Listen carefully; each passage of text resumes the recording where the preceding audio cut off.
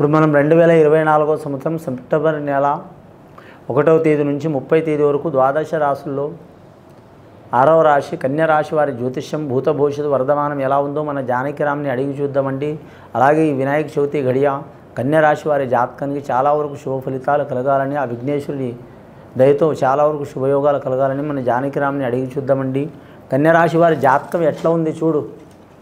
అంశ యోగం, చదువు, విద్య, వాస్తు, అనుకున్న కోరిక, నమ్మిన పని, చేసే పనిది, అడవపడ్డది, రాజకీయ రంగంది, సంతాన రంగంది, కుటుంబ రంగంది, చేసే పనిది చూడు.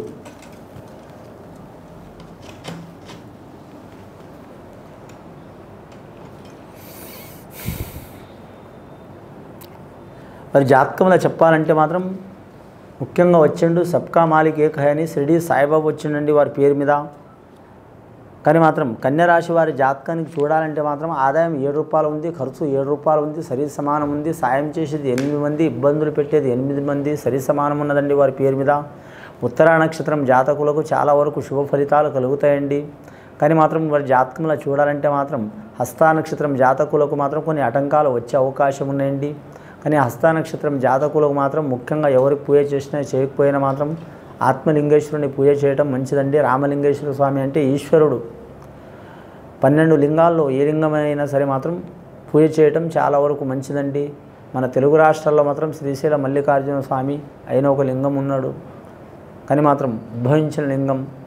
కానీ మాత్రం మామూలుగా మాత్రం చాలా వరకు శివాలయాలు ఉన్నాయి.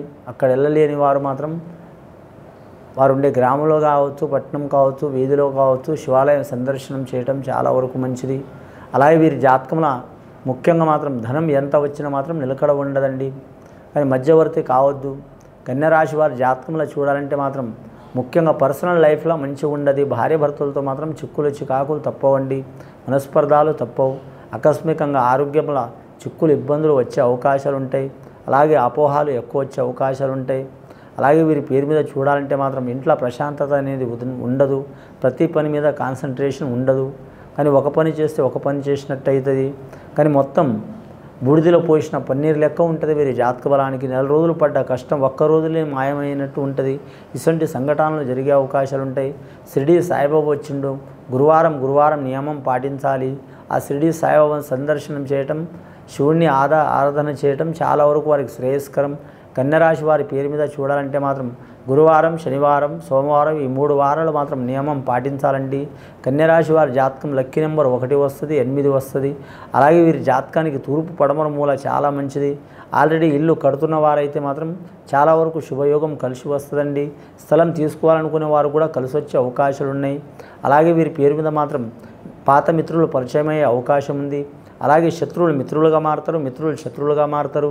ఇక వీరి ప్రపంచంలో మాత్రం చాలా వరకు మాత్రం ధనం గురించి ఇబ్బందులు వచ్చే అవకాశాలు ఉంటాయండి. అంటే ధనం లేకపోవటం కాదు, ధనం తీసుకొని శత్రువులు కావటం కానీ, లేదా ధనం నుంచి రక్త సంబంధికులు దూరం కావటం కానీ, ప్రతి పని ధనంతోనే మొదలైతుందనే ఆలోచన ఉంటుంది. వ్యాపారస్తులకు మాత్రం వారి పేరు మీద మాత్రం భగవంతుడి దయ వలన వ్యాపారం కలిసి వస్తుంది. కానీ నిలకడ ఉండదు. వారి జాతకానికి నిలకడ ఎందుకు ఉండదంటే మాత్రం ఇటు వ్యాపారంతో, అటు కుటుంబ సభ్యులతో, ఇటు పనుల గురించి తిరగడానికి మాత్రం వారి రెస్ట్ అనేది ఉండదు. దానివలన వీరికి కాన్సన్ట్రేషన్లో మాత్రం ఏ పని మీద కాన్సన్ట్రేషన్ సరిగా ఉండదు. అందువలన వీరికి కోపం పెరిగే అవకాశం ఉంటుంది, ఇబ్బందులు పడే అవకాశం ఉంటుంది. స్త్రీలకైనా పురుషులకైనా మినహాయింపు ఉంటుందండి. అందరికీ సరి సమానమే. అలాగే వివాహం కాని వారికి మాత్రం నిరాశజనకంగా ఉంటుంది వారి పేరు మీద.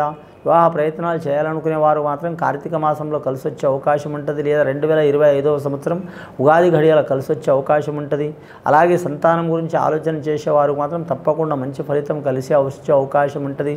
కానీ నాగదోషం ఉన్నవారు, అలాగే కుజదోషం ఉన్నవారు, సంతాన దోషం ఉన్నవారు, వారు బాలగ్రహ దోషం ఉన్నవారు ఖచ్చితంగా మాత్రం వారు శివుణ్ణి ఆరాధించడం చాలా వరకు మంచిది. పౌర్ణమి రోజు కానీ, ఏకాదశి రోజు కానీ, మాస శివరాత్రి రోజు కానీ, అలాగే ఆరుద్ర నక్షత్రంతో కూడిన సోమవారం కానీ పూజ చేయడం చాలా మంచిది.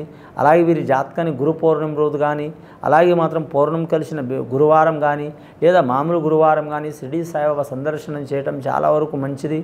అలాగే వీరి పేరు మీద చూడాలంటే మాత్రం పిండి వస్తువులు దానం చేయటం చాలా వరకు మంచిదండి. వీరి మీద ఉన్న కర్మ సిద్ధాంతం అనేది తక్కువయ్యే అవకాశం ఉంటుంది.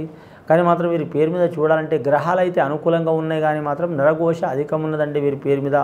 ముఖ్యంగా వస్త్రాధరణ విషయంలో మాత్రం డార్క్ వస్త్రం తొడగవద్దండి, లైట్ వస్త్రం తొడగాలి.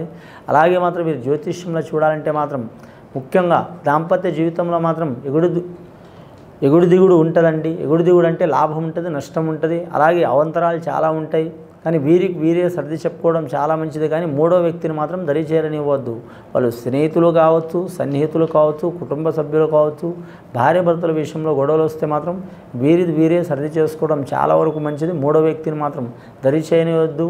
దరి చేస్తే మాత్రం అది చిన్న గొడవ అయిపోయి చిలికి గాలివాన అయ్యే అవకాశం ఉన్నది. చాలా జాగ్రత్తగా ఉండాలండి. అలాగే కన్యరాశి వారి జాతకంలో 10 మందికి బుద్ధి చెప్పే గుణం ఉంటుంది, కానీ తొందరపడే గుణం అయితే ఉండదు. అలాగే ఆలోచన శక్తి చాలా ఉంటుంది, నిదానం కూడా ఉంటుంది, కోపం ఉంటుంది, కానీ బయటపడరు వారు. ఎక్కడ బయటపడాలో, ఎక్కడ కోప్పడాలో, ఎక్కడ ఎలా ఉండాలో, ఏ పరిస్థితుల్లో ఎలా ఉండాలో 1కి 4 సార్లు ఆలోచన చేసే గుణం ఉంటుంది వీరి జాతక బలానికి.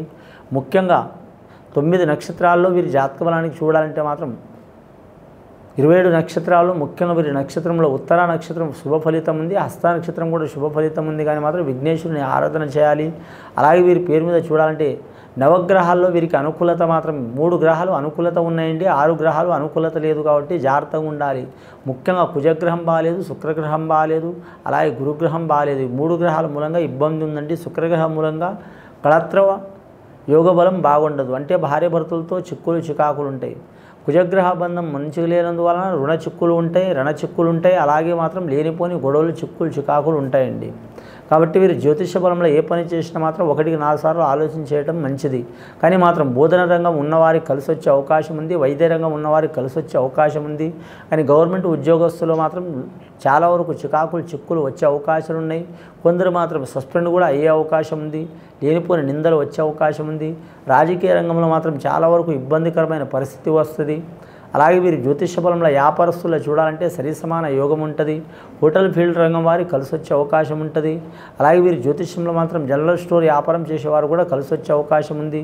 దయ్యం, భూతం, మంత్రం, తంత్రం, చెడుపు, చేతబడకంటే దృష్టి దోషం చాలా ఉంది. కాబట్టి పరమేశ్వరుని దర్శనం చేయటం, విఘ్నేశ్వరుని ఆరాధన చేయటం, అలాగే షిరిడి సాయిబాబాను పూజ చేయటం చాలా వరకు మంచిదండి. ఇది విని చూసి ఆచరించే వారికి అడవపడే చాలా వరకు శుభయోగాలు కలిసి వస్తాయండి. శుభం భూయాత్.